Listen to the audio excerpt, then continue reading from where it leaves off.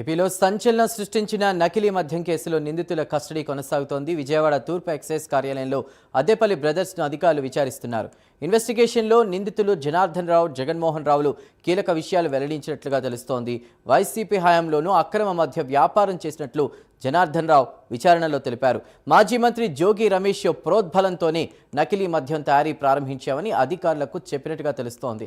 ఆర్థికంగా చితికిపోయిన తమకు 3 కోట్ల సాయం చేస్తానన్నారని, ఆ డబ్బుతో ఆఫ్రికాలో డిస్టిలరీ పెట్టుకోవచ్చని ఆశ పెట్టారని చెప్పారు. అంతేకాకుండా ఆఫ్రికా వెళ్లే ముందు రోజు ఇబ్రహీంపట్నంలో జోగి రమేష్ను కలిశానని జనార్దన్ రావు విచారణలో చెప్పినట్టుగా తెలుస్తోంది.